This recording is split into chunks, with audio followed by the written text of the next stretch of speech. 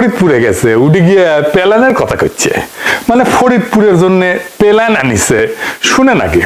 প্রিয় ভাই বোনেরা, এই ফরিদপুরের চর অঞ্চলগুলো নিয়ে প্রচুর পরিমাণের সয়াবিন চাষ হয় না?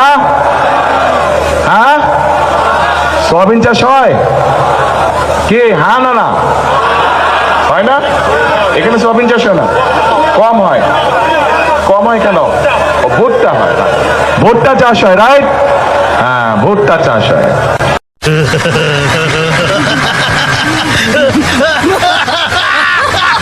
শুনেছেন ফরিদপুরে কি চাষ হয় সেটাও জানে না, পেলে আনিছে। আর ওই দেশ চালাবি, দেশের প্রাইম মিনিস্টার হবি। তো ফরিদপুরে বিএনপির তারেক রহমানের জনসভায় 5 জেলা থেকে লোক আনিছিল, বিভাগীয় সমাবেশ। কিন্তু দেখেন কি অবস্থা, লোকজন নাই, কোনো ইন্টারেস্টও নাই লোকজনের। বক্তৃতা দিচ্ছে বাংলার লুজার কিং, কিন্তু কি করছে শুনিচ্ছেও না। শুনেন।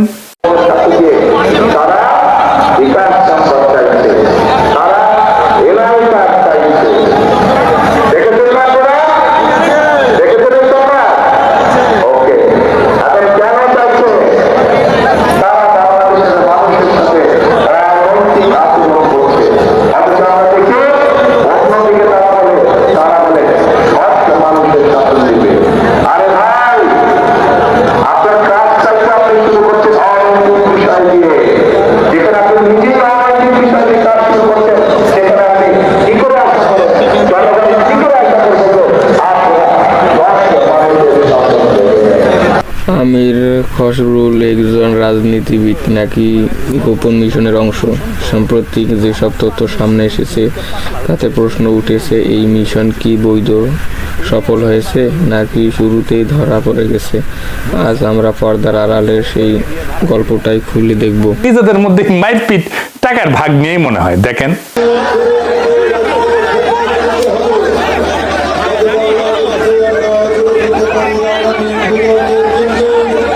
এই দল নাকি বাংলাদেশকে স্থিতিশীল করবে। বাংলাদেশের সাম্প্রতিক সহিংসতার 92%-এর সাথে যুক্ত বিএনপি। টিআইবির গবেষণা আসছে, আর তারেক রহমান বলে যে নির্বাচনে জিতে বাংলাদেশে স্থিতিশীলতা আসবে। তারেক রহমানের চাকর বাকরেরা আমার পোস্টে এসে কমেন্ট বক্সে বলে আমার জন্য নাকি দেশে শান্তি আসতেছে না, দেশকে অশান্ত করাই থেকে আমি সহ আরো কয়েকজনের মিশন। এদের হাতে ক্ষমতা তুলে দিতে চান যারা ক্ষমতার বাইরে থাকার সময় দেশকে এইভাবে জাহান্নাম বানায় ফেলেছে। তারেক রহমান জিতে যাচ্ছে, যা করছে সেটি ধরা গেছে উল্টাপাল্টা কথা কইয়া। আমি আর সবগুলা ধরলাম না, আরো কি কি করেছে জানে? চট্টগ্রামে যাইয়া কইছে চট্টগ্রাম বাণিজ্যিক না রাজধানী বাস্তবায়ন করবি।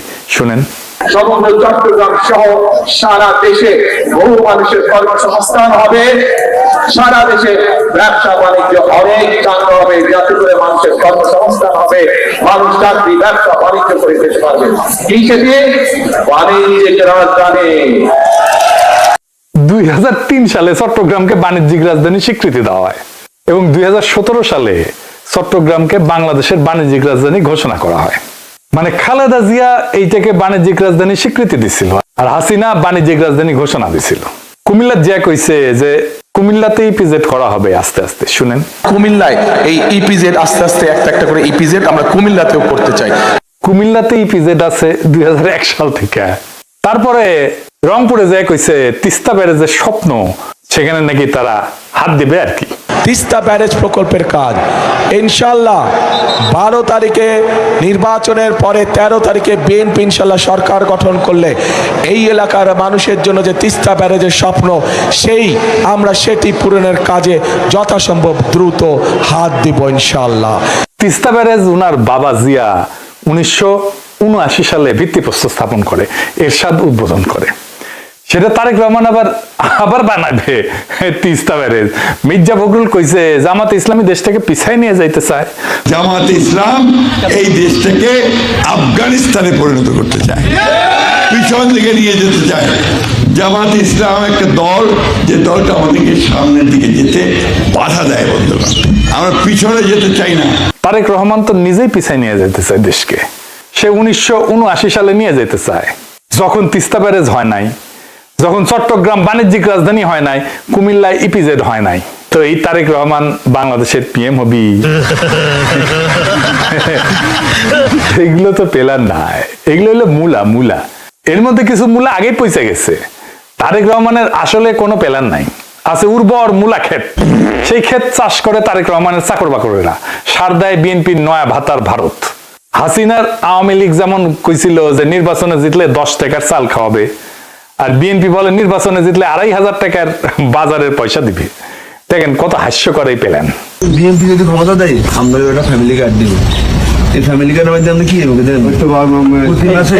প্রতি মাসে আমরা 2500 টাকা দ্রব্যমূল্য জিনিস, নিত্য প্রয়োজনীয় জিনিস আপনাদের এটা দরকার।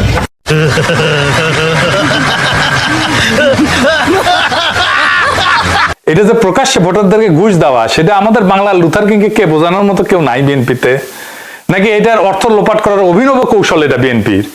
নির্বাচনে জিতলে ফ্যামিলি কার্ডের যে মূলা বিএনপি দেখাইতেছে, তা তো জনগণের টাকায় বাস্তবায়ন করতে হবে, নাকি তারেক রহমানের নিজের পকেট থেকে দিবে? তাও আবার যদি ক্ষমতায় আসে আর বাস্তবায়ন করতে পারে, তো আপনারা বলেন এই কার্ড দেয়া বা নেয়ার প্রতিশ্রুতিতে বিএনপির অবদান কি? জনগণের টাকা জনগণকে দিবে, আর ভাব এমন করতেছে যে না এই টাকা বৈদেশিক অনুদানের মাধ্যমে তারেক রহমানের নিজের পকেট থেকে দিবে বা বিএনপির নিজের ফান্ড থেকে দিবে। নিজে তো চলে চান্দার টাকায়, তারেক রহমানের জমিদারি পয়সা তো দিবে না এটাতে। সরকার তো আয় করে না, সরকারের টাকা তো আমার আপনার টাকা, আমি কাজ করলে সরকার বেতন দেয়, কিন্তু বিনা পরিশ্রমে যে টাকা দিবে সেই টাকা তো কাউকে না কাউকে রোজগার করতে হবে, উপার্জন করতে হবে। কে করবে উপার্জনটা? মানে আরেকজনের পকেট থেকে নিয়ে আপনি আরেকজনকে দিবেন, আপনার টাকাই আপনাকে দিবে। আপনার জীবনে বা বাংলাদেশের অর্থনীতিতে কোনো প্রভাবই পড়বে না। আমি আগেও বলছি, আবারও বলতেছি, বিএনপি ফ্যামিলি কার্ড নিয়ে কিছুই করতে পারবে না। এটা বাস্তবায়নের টাকা বিএনপি জোগাড় করতে পারবে না। আর জোগাড় করতে পারলে বাংলাদেশে মুদ্রাস্ফীতি হবে ব্যাপক হারে, আর তখন 6 মাস পরে এসে বিএনপি বলবে আওয়ামী লীগের অন্তর্বর্তী সরকার সব টাকা নিয়ে গেছে, তাই বিএনপি এটা বাস্তবায়ন করতে পারতেছে না। সর্দির বডিগার্ড যেমন 1972 এসে বলছিল কিচ্ছু নাই, ফেরাউনের দল সব শেষ করে দিয়ে গেছে। শুনেন, টাকা নাই, পয়সা নাই, চাল নাই, ডাল নাই, রাস্তা নাই, রেলওয়ে ভেঙে দিয়ে গেছে, সব শেষ করে ফেরাউনের দল সব শেষ করে দিয়ে গেছে। তো ট্রেনিং তো আছেই, অঙ্কেই কবি আর কি, যে কিছুই নাই, আমরা কেমনে করব, এত যে খারাপ অবস্থা আমরা তো জানতাম না। বিএনপি সেই একই অজুহাত দিবে, তা এখনই আপনাদের কয়ে দিতেছি, পরে মিলিয়ে নেওয়ার সুযোগ থাকলে মিলিয়ে নিয়েন। আবার সেদিন দেখলাম কইতেছে তারেক রহমান ক্ষমতায় গেলে নাকি প্রাইমারি শিক্ষকদের ট্যাব দিবে, ট্যাব এই যে ট্যাব, এই ট্যাব দিয়ে নাকি প্রাইমারি স্কুলের শিক্ষকেরা প্রশিক্ষণ নিবে নিজেরা, আবার অন্যদের প্রশিক্ষণ দিবি। আমি এই কথা শুনে হাসুম না কান্দুম, এটা মাথায় আসে না। আমরা একটি নতুন বিষয় ইন্ট্রোডিউস করতে চাচ্ছি, সেটি হচ্ছে ওয়ান টিচার ওয়ান ট্যাব। আমরা এই টিচারদের কাছে ছোট ট্যাব বা কম্পিউটার পৌঁছে দিতে চাচ্ছি। প্রথমে আমরা যদি এই সকল টিচারকে ঢাকা শহরে বা বিভাগীয় শহরে নিয়ে এসে ট্রেনিং দিই, তাহলে দেখা যাবে যে অনেক খরচ হবে রাষ্ট্রের, সময়ও নষ্ট হবে।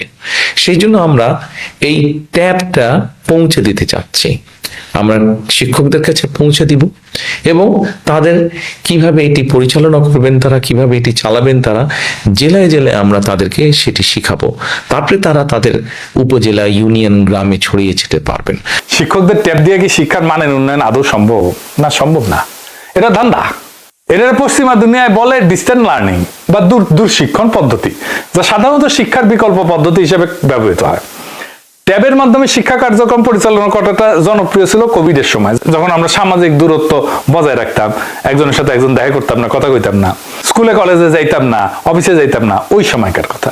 কিন্তু শিক্ষকদের ট্যাব দিলে যে শিক্ষার্থীরা তার সুবিধা পাবে, এটা একটা কাল্পনিক প্ল্যান। বাংলাদেশে প্রাইমারি স্কুলে অধিকাংশ সুবিধা বঞ্চিত ছাত্রছাত্রীরা পড়াশোনা করে। এই জন্যই প্রাইমারি থেকে উচ্চ মাধ্যমিকের ড্রপ আউট ঠেকানোর জন্য স্কুলগামী শিক্ষার্থীদের পিতা মাতাদেরকে অর্থ সহায়তা দিত হাসিনার আওয়ামী লীগ সরকার। এটা একটা যুক্তি ছিল যে পারিবারিক অর্থ উপার্জনের জন্য বাবা মা সন্তানের পড়াশোনা যেন বন্ধ না করে দেয়। বিএনপি, আওয়ামী আর ভারতের সালসাকাইয়া আন্দাজে ডিল মারতেছে, আর প্রমাণ হইল এই ট্যাবের আইডিয়া দিয়া। এর পিছনে আছে ভয়ঙ্কর এক লোভের ফাঁদ, ধান্দা। এই প্রাইমারি শিক্ষকেরা নির্বাচনে পোলিং অফিসারের দায়িত্ব পালন করবে অনেক ভোট কেন্দ্রে। তারেক রহমান এই সমস্ত নির্বাচনের দায়িত্ব নিয়ে যেহেতু অফিসারদেরকে ট্যাব পাওয়ার লোভ দেখাইতেছে, যেন তারা বিএনপির ভোট চুরির প্ল্যানকে বাধা না দেয়। এটা আর একটা প্ল্যান। নির্বাচনে যে তারপরে এই শিক্ষকদেরকে ট্যাব দেওয়ার নামে প্রথমে বিএনপির কোনো ব্যবসায়ীকে কাজ দিবে, 10,000 টাকার ট্যাব 1 লাখ টাকায় কিনবে, তারপর ওই ট্যাপ চালানোর জন্য প্রশিক্ষণের নামে কোন একটা কনসাল্টিং ফার্ম নিয়োগ করবে, সেটাও আর বিএনপির, সেখান থেকে টাকা খাবে সবাই। তারপর কোটি কোটি যেন 10% যাবে আর কি। তারপর ওই সমস্ত ট্যাব আর শিক্ষা কন্টেন্ট বানানোর জন্য আবার প্রকল্প আর পয়সা, খালি ধান্দা আর ধান্দা। তারেক রহমানের সব চাকর বাকররা কোমরাত গামছা বান্ধ দিছে টাইট করে, যে কোনটি কোনটি ধান্দা করবে পারে। দিন শেষে ওই সমস্ত বাতিল ট্যাব দিয়া দেশে শিক্ষা কার্যক্রম হবে না, প্রাইমারি শিক্ষকদের বাচ্চারা গেম খেলার কাজে ব্যবহার করবে। লিখে নিয়েন, এই হলে বিএনপির প্ল্যান। এখন বিএনপির সব লেসপেন্সার গুলো বলে, দাদা আপনি কিছু কেমনে জানলেন? ভাই আমরা রাজনীতি করি, মানুষের সাথে মিশি, কথা বলি, মানুষ নিয়ে আমাদের কাজ। আমরা টেম্পু স্ট্যান্ড দখল, আওয়ামী লীগের ব্যবসা দখলের ধান্দা করি না। যাই হোক, মূল আলাপে আসি। বাংলাদেশের আগামীর পররাষ্ট্রনীতি কি হবে, কেউ এটা নিয়ে কথা কয় নাই। আসেন আজকে আমরা এটা নিয়ে কথা কই। বিএনপি পররাষ্ট্রনীতি নিয়ে প্ল্যান কি কইছে? কয় নাই। কারণ কি জানেন? কারণ প্ল্যান তো আগেই সবাই জানে। আওয়ামী লীগের জন্য যে পররাষ্ট্রনীতি ছিল সেটাই বিএনপির প্ল্যান, বিএনপির জন্য সে একই পররাষ্ট্রনীতি। এই জন্যই বিএনপি কোনো পররাষ্ট্রনীতি নিয়ে কথা করছে না। যেখানে জুলাই বর্ষা বিপ্লবের অন্যতম লক্ষ্য ছিল ভারতের আধিপত্যবাদের অবসান, সেখানে বিএনপির মোটা মাথার বুদ্ধিজীবীরা একটা বাস্তবসম্মত পররাষ্ট্রনীতি বানাইতে পারছে না। একটা দেশের সরকারকে মোটা দাগে দুইটা বিষয় নিয়ে কাজ করতে হয়, আভ্যন্তরীণ আর বাহ্যিক। অন্য কথায় দেশ পরিচালনা করা আর দেশের সার্বভৌমত্ব রক্ষা করা। দেশের অভ্যন্তরের কাজ নিয়ে বিএনপির অনেক প্ল্যান আমরা জয় বাংলা করে দিছি তো, তাই না? যেহেতু বিএনপি পররাষ্ট্রনীতি নিয়ে কথা বলার ইন্টেলেকচুয়াল যোগ্যতা নাই, তাই সেটা নিয়ে সমালোচনা করারও কিছু নাই।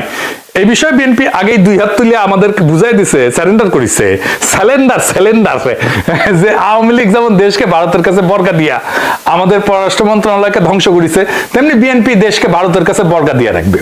পররাষ্ট্রনীতি তো সামলাবে ইন্ডিয়া, বিএনপির জন্য সামলাবে, আওয়ামী লীগের জন্য সামলেছে, বিএনপির জন্য সামলে দিবে। আর বিএনপি খালি দেশে লুটপাট, চাঁদাবাজি, টেন্ডারবাজি, ধান্দাবাজিতে মনোনিবেশ করবে। এই হলো প্ল্যান।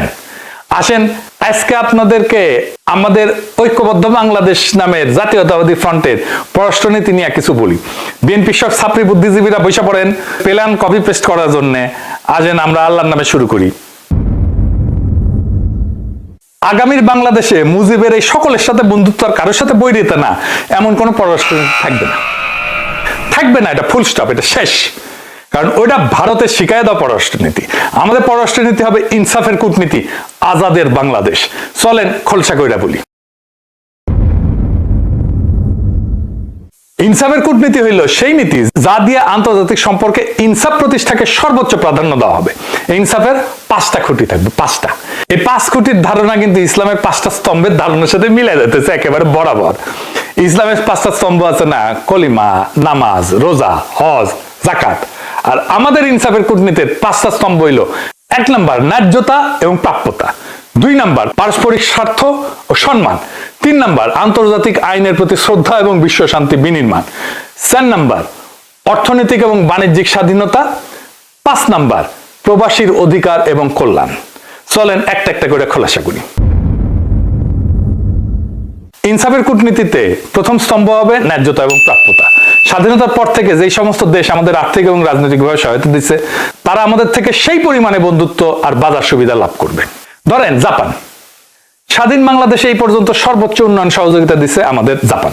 সেই প্রেক্ষিতে জাপানের সাথে আমাদের ওই রকম বাণিজ্যিক সম্পর্ক নাই কিন্তু। আবার ধরেন সৌদি আরব, স্বাধীনতার পর থেকে মুসলিম বিশ্বের দেশ হিসেবে সৌদি আরবের কাছ থেকে আমরা অনেক সহায়তা পাইছি। ইনসাফের কূটনীতিতে এই সমস্ত রাজনৈতিক সহায়তাকে পূর্ণ সম্মান দেওয়া হবে। তেমনি ইউরোপের বাজারে আমাদের বিভিন্ন সূত্র বলছে, ভারতের সাথে কাজ করার অভিযোগ আমির খসরুলের ভূমিকা প্রশ্নবিদ্ধ হয়ে ওঠে। কিন্তু প্রশ্ন হলো, এত বড় পরিকল্পনা কিভাবে ফাঁস হলো? কে বা কার তথ্য এই বাইরে আনলো? উৎপাদন করার জন্য আমাদের জনশক্তিকে ব্যবহার করবে, আমাদের দেশে কারখানা বানাবে, তাই আমদানি আমাদের সক্ষমতাও বাড়াবে।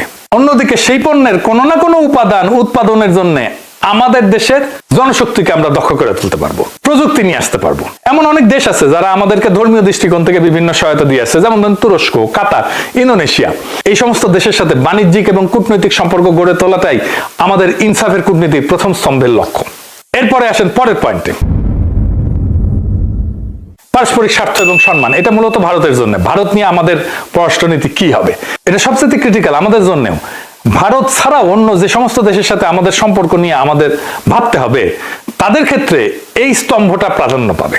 এই স্তম্ভ নিশ্চিত করবে। তার মানে পারস্পরিক স্বার্থ এবং সম্মান, এই স্তম্ভটা। যে সমস্ত দেশ আমাদেরকে স্বাধীন রাষ্ট্র হিসেবে আমাদের স্বার্থে আঘাত করবে না, আমাদের আভ্যন্তরীণ বিষয়ে নাক গলাবে না, আমাদের রাজনীতিতে শত্রুমিত্র তৈরি করবে না, সেই সমস্ত দেশের সাথে আমাদের বন্ধুত্ব বজায় থাকবে এবং প্রয়োজনে তা জোরদার করা হবে। এখন ভারত যদি আওয়ামী লীগারদের আশ্রয় দেয়, হাসিনাকে আশ্রয় দেয়, বাংলাদেশের রাজনীতিতে হস্তক্ষেপ করে, গোয়েন্দা কারবারি করে, চোরাচালানকে উৎসাহিত করে, সীমান্ত হত্যা করে, অভিন্ন নদীর পানি আটকায় দেয়, বাংলাদেশের বিরুদ্ধে ক্রমাগত ঘৃণা উৎপাদন করে, আর তাদের দেশে মুসলমান কোপানো, এইগুলো যদি না থামায়, তাইলে এইগুলা নিয়ে আমরা ভারতের সাথে আলোচনায় বসবো। তাদেরকে বুঝা দেবো আমাদের পররাষ্ট্রনীতিটা কি, আমাদের স্বার্থ কি, এবং তাদের সাথে বন্ধুত্ব রক্ষার চেষ্টা করব এইভাবে। তবে ভারত বা অন্য কোনো দেশ যদি আমাদের আত্মমর্যাদা এবং জাতীয়গত সম্মানকে অবজ্ঞা করে, তাহলে আমরা তাদের থেকে দূরত্ব বজায় রাখবো, প্লেন অ্যান্ড সিম্পল। শুধু তাই না, দেশের স্বার্থের বিপক্ষে অতীতের যে কোনো সরকারের করে দেওয়া সকল অসম চুক্তিকে পুনর্বিবেচনা করে তার ন্যায্যতা এবং প্রাপ্যতার ভিত্তিতে পুনর্নির্ধারণ করা হবে। দেশের সার্বভৌমত্ব রক্ষা করবে আমাদের দেশ এবং দেশের জনগণ, অন্য কেউ না। পরের পয়েন্ট, আমাদের পররাষ্ট্রনীতিতে আন্তর্জাতিক আইনের প্রতি পূর্ণ সম্মান এবং আস্থাকে প্রাধান্য দেওয়া হবে। একই সাথে বিশ্বশান্তি প্রতিষ্ঠায় বাংলাদেশের অগ্রগামী ভূমিকা নিশ্চিত করা হবে। আন্তর্জাতিক আইনের যে সমস্ত বিষয়ে বাংলাদেশ প্রতিশ্রুতিবদ্ধ তা নিষ্ঠার সাথে পালন করা হবে। জাতিসংঘ ব্যবস্থার মাধ্যমে সকল আন্তর্জাতিক সমস্যার যৌক্তিক সমাধান নিশ্চিত করা হবে। রোহিঙ্গা সমস্যা সমাধানে আন্তর্জাতিক আইনের ব্যবহার করবে বাংলাদেশ। একই সাথে যারা এই প্রচারণা করছে যে আমাদের জোট ক্ষমতা আসলে নারীর অধিকার বিনষ্ট হবে, তাদেরকে বলি যেন তারা ভালো কইরা আন্তর্জাতিক আইনে নারী ক্ষমতায়ন এবং অধিকার নিশ্চিতে বাংলাদেশ কি কি প্রতিশ্রুতি করছে জাতিসংঘে তা একটু পড়ে দেখে। মূর্খ দ্বারা তো কিছু পড়ে না।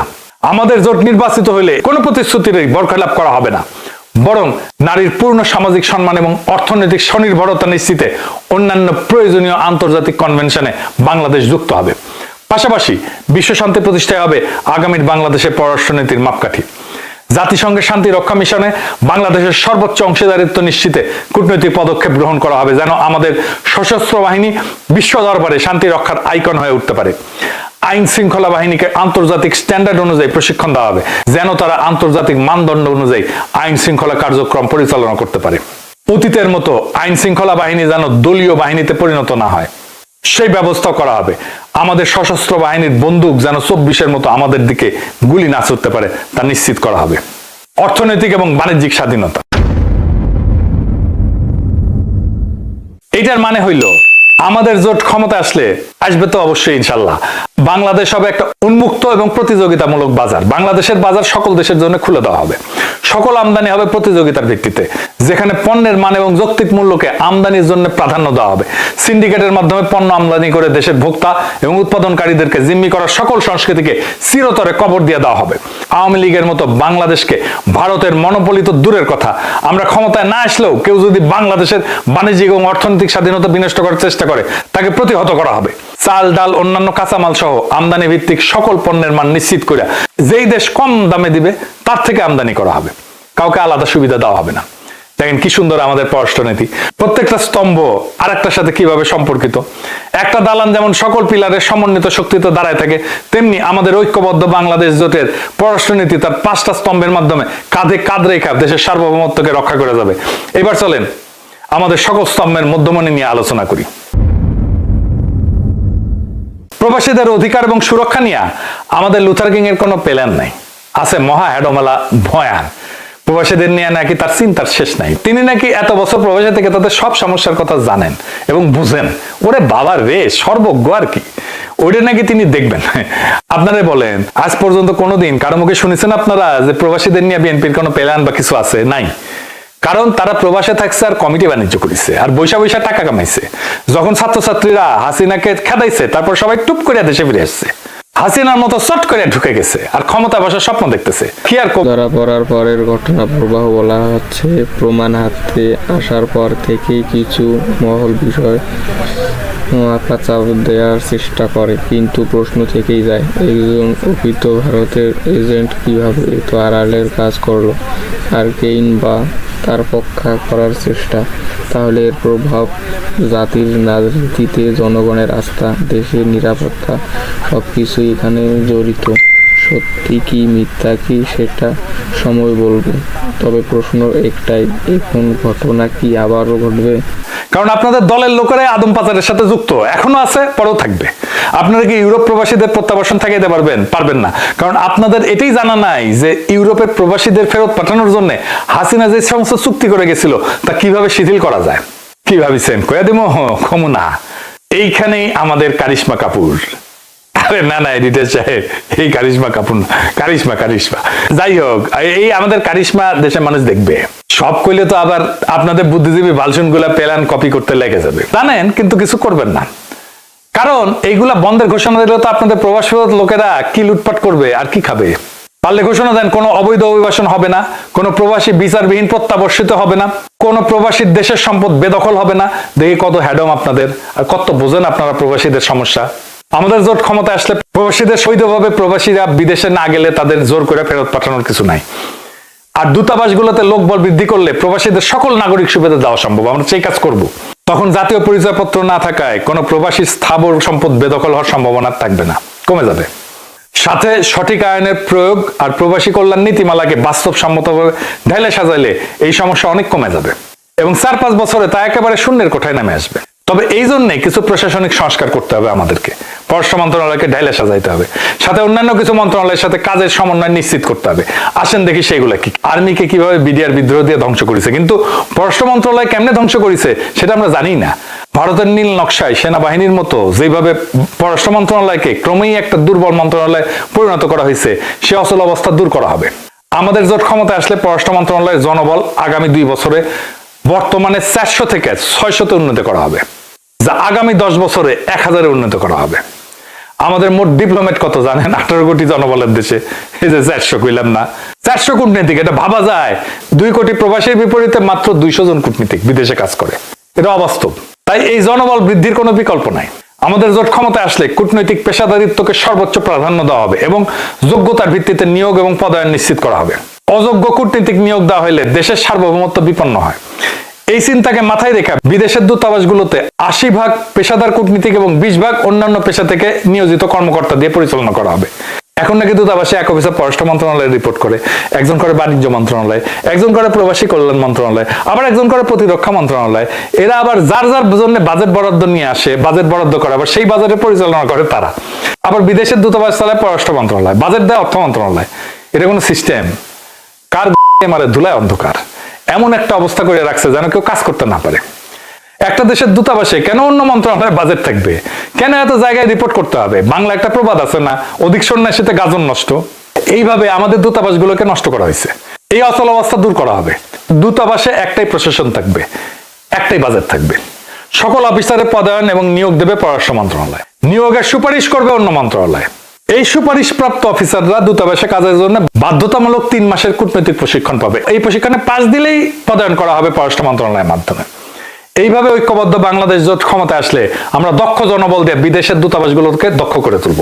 আমাদের দূতাবাস পরিচালনার স্লোগান হবে, নতুন দূতাবাস উদ্বোধনের ক্ষেত্রে প্রবাসী সংখ্যা, ভূ রাজনৈতিক গুরুত্ব, অর্থনৈতিক সম্পর্ককে গুরুত্ব দেওয়া হবে। এশিয়া বাংলাদেশের একমাত্র দূতাবাস হচ্ছে উজবেকিস্তানে। আগামী বিশ্ব রাজনীতিতে মধ্য এশিয়ার গুরুত্ব বিবেচনায় আজারবাইজান, কাজাখস্তান দূতাবাস খোলা হবে। এরা মুসলিম দেশ এবং অর্থনৈতিকভাবে শক্তিশালী। বাল্টিক দেশ আছে যেমন এস্তোনিয়া, লাতাভিয়া, লিথুনিয়া, এর যে কোনো একটা দেশে দূতাবাস খোলা হবে। মধ্য আমেরিকার জন্য বাণিজ্যিকভাবে গুরুত্বপূর্ণ দেশ হচ্ছে পানামা এবং রাজনৈতিকভাবে গুরুত্বপূর্ণ দেশ কিউবাতে দূতাবাস খোলা হবে। কিউবা কিন্তু খুব চমৎকার ডেস্টিনেশন, এমনকি হেলথ ট্যুরিজমের জন্য। আর তো কমিউনিস্ট দেশ তো বটেই, কমিউনিস্ট কান্ট্রি, উড়ি তো খোলাই লাগবে। উড়ি দরকার হলে 2টা দূতাবাস খোলা হবে। পাশাপাশি দক্ষিণ আমেরিকা বাণিজ্য সম্প্রসারণের জন্য আর্জেন্টিনা, পেরু, চিলি, কলম্বিয়াতে দূতাবাস খোলার উদ্যোগ নেওয়া হবে। আর আফ্রিকাতে যে সমস্ত দেশে বাংলাদেশের শান্তি রক্ষা মিশন পরিচালনা করতেছে সেই সমস্ত দেশে প্রাধান্য দিয়ে দূতাবাস খোলা হবে, যেমন ধরেন লাইবেরিয়া, মধ্য আফ্রিকান রিপাবলিক, কঙ্গো ইত্যাদি। এর পাশাপাশি অর্থনৈতিকভাবে গুরুত্বপূর্ণ যেমন Angola, Ghana, Senegal, Uganda, Namibia, Tanzania, মাদাগাস্কারে দূতাবাস খোলা উচিত আমি মনে করি। দক্ষিণ সুদান, এইখানে কৃষিভিত্তিক পণ্যের একটা বিশাল সম্ভাবনা আছে, এইখানে দূতাবাস খোলার কথা বিবেচনা করা যেতে পারে। তবে ইন্ডিয়াতে এখন যে 5টা দূতাবাস আছে জানেন, এইখানে এটা রাখা দরকার কিনা এটা আমাদের বিবেচনা করতে হবে। ভারতে 5টা দূতাবাস রাখার কোনো কারণ নাই, একটা দিল্লিতে আর একটা কলকাতাতে থাকবে, ব্যাস। এবার আমার ক্ষুদ্র ভাতার ভগিনীরা মনে হয় খুশি হয়েছে। যাই হোক, এরপরে আসি আরেকটা প্রসঙ্গে। আমাদের দূতাবাসে যে সমস্ত কর্মকর্তারা কাজ করে তাদের বিদেশে কর্মরত সকল কূটনীতিকের বেতন ভাতা প্রতিবার বেতন স্কেল নির্ধারণের সাথে সাথে পুনর্নির্ধারণ করা হবে। দূতাবাস কর্মকর্তাদের বেতন এবং অন্যান্য সুযোগ সুবিধা জাতিসংঘের যে বেতন কাঠামো এই অনুযায়ী নির্ধারণ করা হবে। আমাদের কূটনীতিকদের কাজ করতে হয় আন্তর্জাতিক মানদণ্ড অনুযায়ী, তাই তাদের বেতনও হওয়া উচিত আন্তর্জাতিক মানদণ্ডে। সকল বেতন এবং ভাতা প্রত্যেক বছর জাতিসংঘের ভাতা যেই নিয়মে বৃদ্ধি পায় সেভাবে স্থির করা হবে। অর্থাৎ মুদ্রাস্ফীতি যাই হোক না কেন, দূতাবাসের কর্মকর্তাদের আয় এবং স্বাচ্ছন্দ্য যেন অপরিবর্তিত থাকে। ইনসাফ শুধু সেবা গ্রহীতার জন্য না, সেবাদাতার জন্য ইনসাফ নিশ্চিত করা হবে। না হলে মূল থেকে কোনো সমস্যার সমাধান নিশ্চিত করা যাবে না। অপর্যাপ্ত বেতনে প্রতিপালিত কূটনীতিকদের কাছ থেকে দক্ষতা আশা করা উচিত না। আগে তাদের সমস্যা অনুধাবন করা জরুরি এবং আমাদের জোট তাই করবে। সবশেষে আমাদের আন্তর্জাতিক বন্ধুদের জন্য একটাই বার্তা, আমাদের একটাই প্রতিশ্রুতি, আমরা ইনসাফের কূটনীতি উপহার দেব আমাদের বিদেশের বন্ধুদের, আর দেশের মানুষদেরকে উপহার দেব আজাদির বাংলাদেশ, যেখানে দেশ এবং প্রবাসের সকল বাংলাদেশী মাথা উঁচু করে জীবিকা নির্বাহ করবে আর গর্ব ভরে অন্যকে নিজের পরিচয় দিয়ে বলবে, আমি বাংলাদেশ।